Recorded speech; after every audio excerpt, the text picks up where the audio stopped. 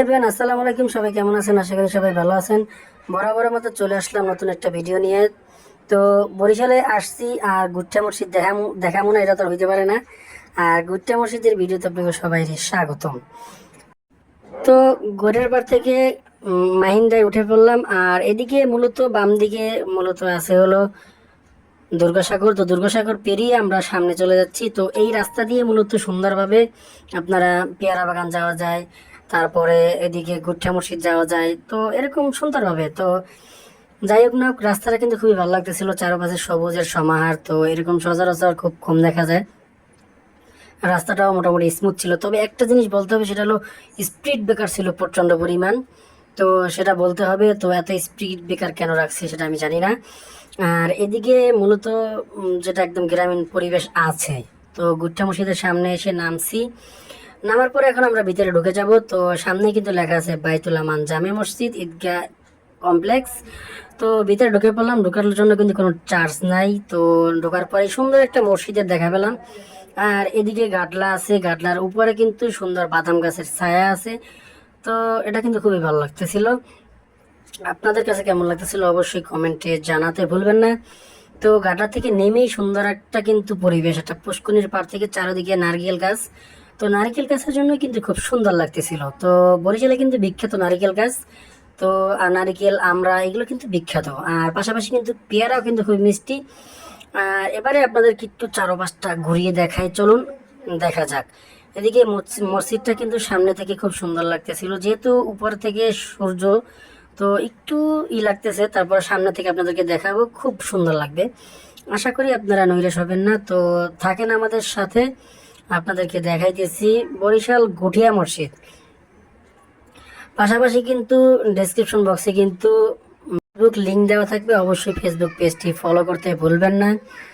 আর এদিকটা কিন্তু খুবই সুন্দর একটা পরিবেশ। তো এদিকে এই যে রঙ্গন ফুল গাছগুলো মরে গেছে, তো এই গাছগুলো কিন্তু অন্য সময় কিন্তু খুব সুন্দর ফুল ফুটে থাকে। তো সেই ফুটেজ কিন্তু মূলত বর্ষার সিজনেই দেখা যায়। তো বর্ষা সিজনের ভিডিও আপনাদেরকে দেখাবো। আর এদিকে কিন্তু সুন্দর একটা পরিবেশ, কিসের জন্য চারদিকে একটা বসন্ত বসন্ত ফিল হইতেছিল। তো ভালোই লাগতেছিল। আর এদিকে কবরস্থানের পাশে অনেক সুন্দর সুন্দর ফুল গাছ ছিল, যেমন নয়নতারা ছিল, বিভিন্ন সুন্দর সুন্দর গাছ ছিল। তো এ জায়গায় কিন্তু নার্সারিও আছে, আপনারা চাইলে জায়গা থেকে গাছও ক্রয় করতে পারবেন। আশপাশে কিন্তু অনেক সুন্দর সুন্দর ফুল গাছ ছিল। তো নার্সারি আমরা ঘুরে আমরা কিন্তু মসজিদের সামনে চলে যাব। তো মসজিদের সামনে গেলে আপনারা দেখতে পারবেন যে মসজিদটা কতটা সুন্দর। তো বরিশালের ভিতরে এরকম একটা সুন্দর মসজিদ, তো এটা কিন্তু খুবই ভালো একটা জিনিস। আর বরিশালে আসলে কিন্তু সবাই একবার না একবার এই মসজিদে আসে। তো আমরাও চলে আসছি, তো আর আপনাদেরকে দেখাইতেছি। তো দেখবেন, অবশ্যই আমাদের সাথে থাকবেন, আমাদের সাপোর্ট করবেন। দেখতে পারলাম কৃষ্ণচূড়া ফুল খুব সুন্দরভাবে বাতাসের সাথে নড়তেছিল। তো খুবই ভালো লাগতেছিল, একদম অন্যরকম একটা ফিল হইতেছিল। আর এই জায়গায় দেখতে পারলাম যে অনেক বড় বড় রাজাহাঁস দেখা যাইতেছে। তো এক পাল রাজাহাঁস খুব সুন্দর লাগতেছিল। তো এ নিয়ে কি আমাকে ঠোকর দেবে নাকি, আমি ভয় পেয়েছিলাম। তো এই জায়গা থেকে আমরা এখন সামনে চলে যাব। সামনের পরিবেশটা খুব একটু মনোরম দৃশ্য না, কারণ এই জায়গায় অনেক সুন্দর সুন্দর গাছ ছিল, গাছগুলি নাই। তো এদিকেও কিন্তু মসজিদটা, যেটা বলতে হবে, মসজিদটা কিন্তু খুবই সুন্দর। তো আর এদিকটা কিন্তু বর্ষাকালের যে সৌন্দর্যটা, সেটা অনেক সুন্দর। আর এদিকে গাছে কিন্তু আম ঝুলে আছে, বিভিন্ন গাছে লেচু আছে, বিভিন্ন পাশে লেক আছে, লেকের জন্য কিন্তু খুব খুব সুন্দর লাগতেছিল।